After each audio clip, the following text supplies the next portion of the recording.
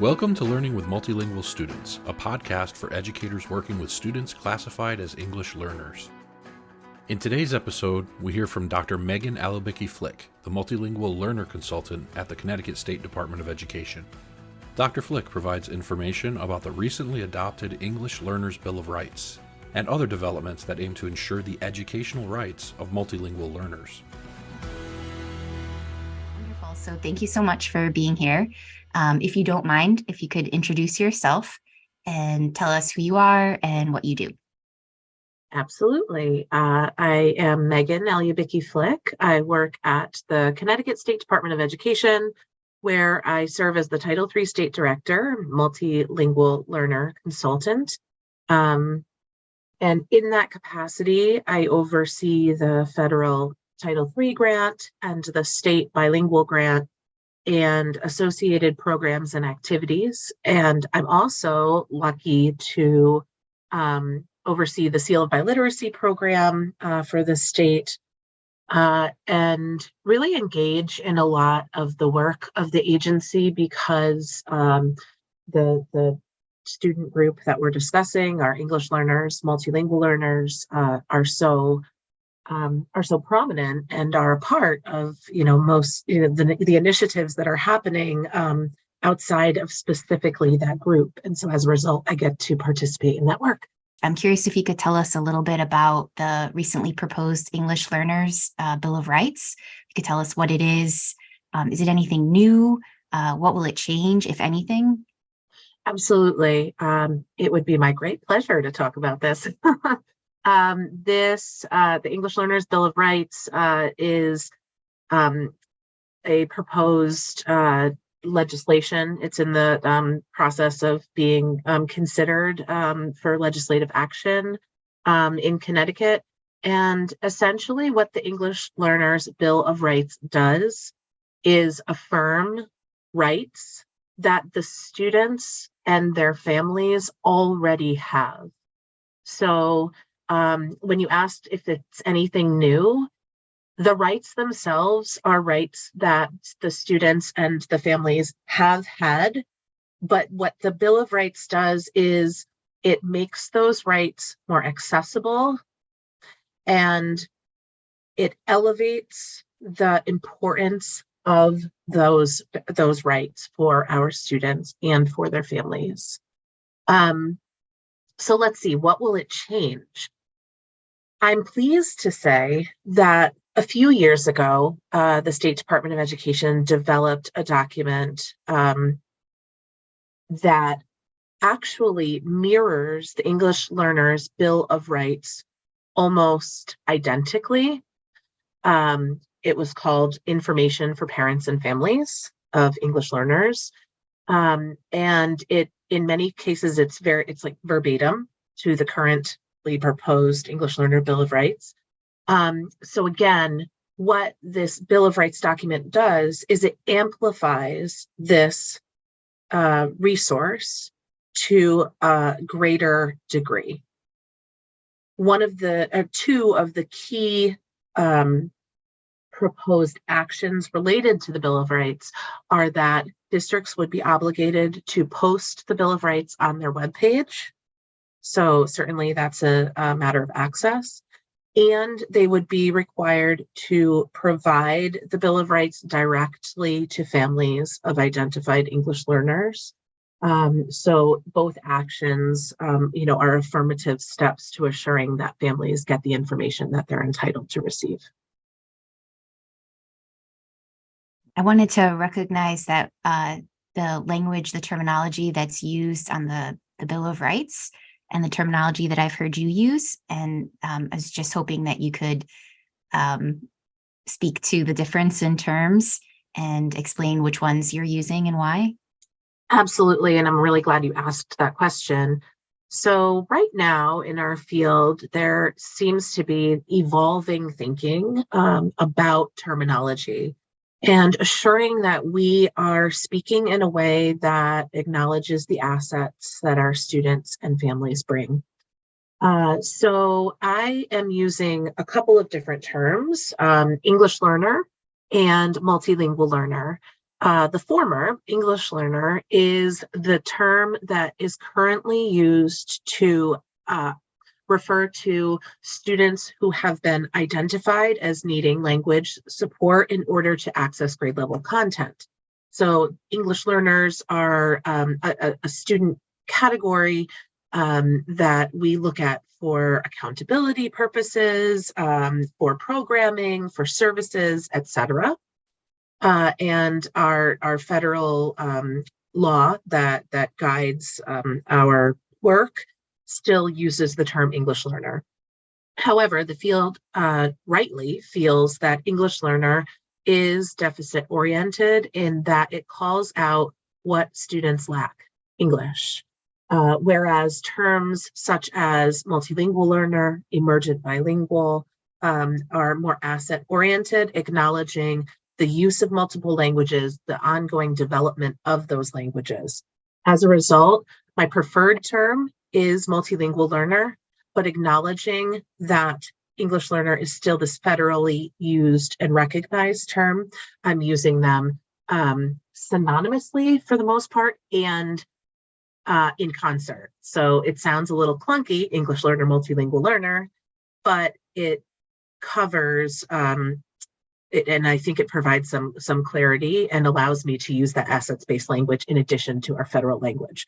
With that, I also just want to quickly note that multilingual learners really span a broader range of language than the defined group of English learner, because a student could be reclassified as a former English learner, so proficient in English, but still, of course, be a multilingual learner, someone who is continuing in the development of English and another language, for instance. So while there's a lot of shared space in those terms, they also can refer to different student groups. So I think more to come as our field evolves in its thinking on how we refer to our students. Thank you so much for unpacking that. And I'm curious if there were any other misconceptions that either you've held or that you've encountered most often related to the educational programming or access and opportunity for English learner classified students. The first is that this is more of like I think a generally held misconception, so not one that I have held, given that this is my professional passion and my life's work professionally, that the group of English learners and multilingual learners are monolithic. They're one type of student. They possess one collection of skills, descriptive characteristics, etc. That couldn't be less accurate, in fact. So when we do need to sometimes group students to think about accountability, to think about programming. It is appropriate, in my opinion, in an instructional setting to be thinking about students and thinking about their shared needs. However, English learners, multilingual learners come from all over the world, including this country. They come with differing levels of language proficiency, different languages themselves, very different life experiences, cultural experiences, school experiences. So we receive some multilingual learners that have participated fully and robustly in a traditional educational system in a home country and are coming at or above where the grade level expectations would be here. We receive others who have limited or interrupted formal education.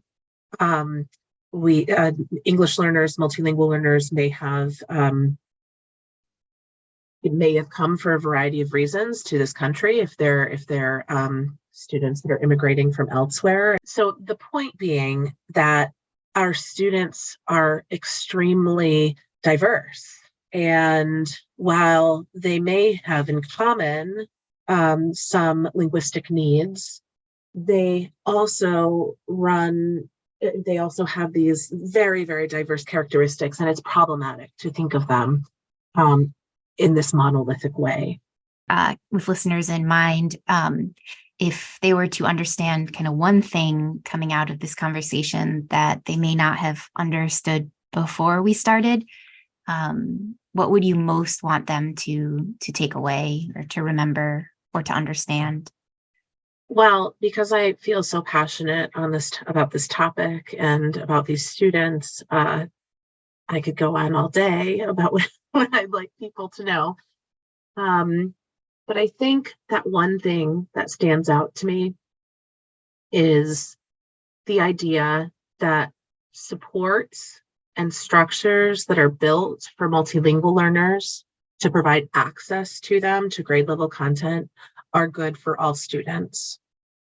That is really important. But what I'd like to add, because I've heard people say that many times, what I'd like to add to that is, but these supports are essential for our multilingual learners, English learners, and it is their right to receive them as students who are identified as such. So it's never going to be a disservice to provide effective strategies for the multilingual learners in one's 7th grade classroom. It's never going to be a disservice to the other students.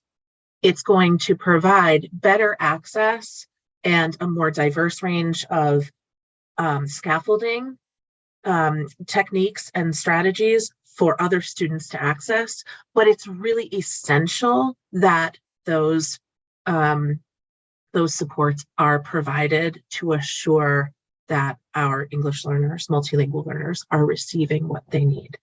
And with that said, we're all in it together. Our English learners, our multilingual learners, they are all of our responsibility. So I make the specific example of the 7th grade classroom, but that applies to all classrooms across all grade levels. And we are lucky to have certifications for our bilingual teachers and for our TESOL certified teachers. And those certifications tell us that these folks are particularly knowledgeable on how to serve these students and have received this specialist credential, but they are not the only professionals responsible for our multilingual learners' education. In fact, if we rely exclusively on our TESOL or bilingual teachers, then we're doing our students a disservice, because the majority of our students' day is likely, unless we're in a self-contained bilingual program, it's likely to be in a general education setting. And so it's really incumbent upon all professionals in a school to really be equipped with skills to serve multilingual learners and then to implement those strategies. It's our students are all of our responsibility. It's a shared responsibility to serve our kids. Thank you for that. And, I'm just hanging on to that word responsibility. And I'm wondering if there are specific resources for more information. Yeah, absolutely. There certainly are. So I will certainly suggest our English learners page of the State Department of Education portal.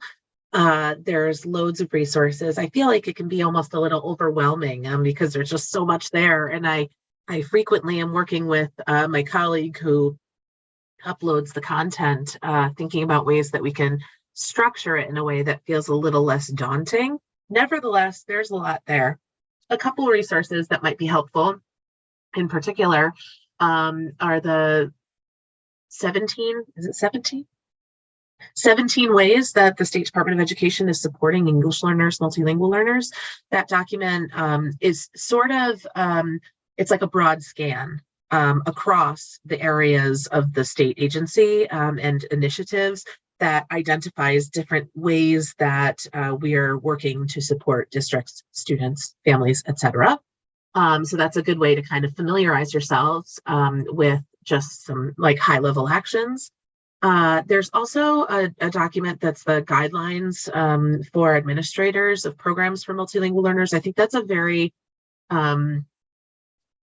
helpful document, particularly if one is new in the field, or if someone needs a refresher, or if someone's in a new role. So maybe you've moved from a classroom teacher to a ESL teacher or to a principalship, because it identifies some key areas that we need to assure that we're meeting the needs of our students, and approximately when during the year that happens. So that tool is quite helpful. Thank you so much, Megan, and we'll definitely have a link in the show notes. And I know I've been asking all the questions. I don't know if you had any other things you wanted to share that we didn't get to discuss because of the questions. I don't think so, but I do think that I probably should plug my own talk. And so that's on having an assets orientation to multilingualism and advocating for dual language programming in schools. That'll be on TED.com. So check it out. All right, and wonderful. Thank you so much for having me. It's a pleasure to talk about these topics with you, and that I know we both feel so passionately about them and about our students. So thanks for the opportunity. Thank you so much. All right. We hope you found this podcast informative and encourage you to contact SERC for additional support. We provide resources, professional learning, and a centralized library to educators, families, and community members. To learn more, visit www.ctserc.org. That's ctserc.org. Links to resources will be provided in the show notes. The views of guests are not necessarily the views of the Learning with Multilingual Students podcast or the State Education Resource Center. For length and clarity, this conversation has been edited.